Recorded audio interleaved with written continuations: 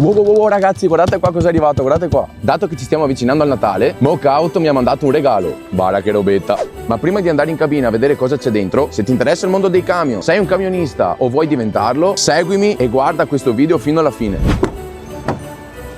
Ecco qua. È arrivato il momento, apriamo il pacco.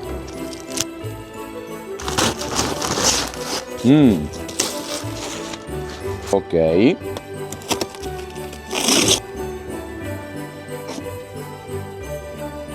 Allora, partiamo intanto dalle capsule della marca Caroma, sono 16, e poi abbiamo queste qua molto fighe perché hanno tipo la bustina. Qua ne abbiamo 1, 2, 3, 4, 5, 6, 7, basta. Attenzione, attenzione, questo è il supporto in plexiglass e vi faccio vedere come funziona. Intanto andiamo a togliere la pellicola. Ancora sto tocchetto. Guarda che bello. In pratica com'è che funziona? Mettete qui sul ripiano il supporto, appoggiate la macchinetta proprio qui sopra e mettete la tazzina qui sotto e il gioco è fatto. E adesso ragazzi è arrivato il momento della novità. Oh, eccola qua!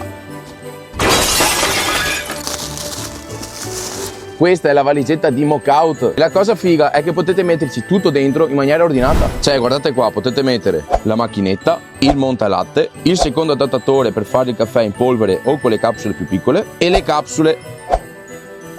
Guarda che roba. Quindi se ti interessa acquistare la macchinetta di Mokout e i suoi accessori, questo è il momento giusto perché ci stiamo avvicinando al Natale. E soprattutto se non siete riusciti ad approfittare degli sconti del Black Friday, Mokout ha messo delle offerte natalizie e questo potrebbe essere un regalo perfetto per voi, ma anche per i vostri parenti e amici. Tra macchinetta, supporto in plexiglass e valigetta, una bomba. Per l'acquisto vi raccomando di andare nel link che ho messo qui sotto, nella descrizione e nei commenti. E noi ci vediamo nel prossimo video. Ciao! Oh, oh, oh!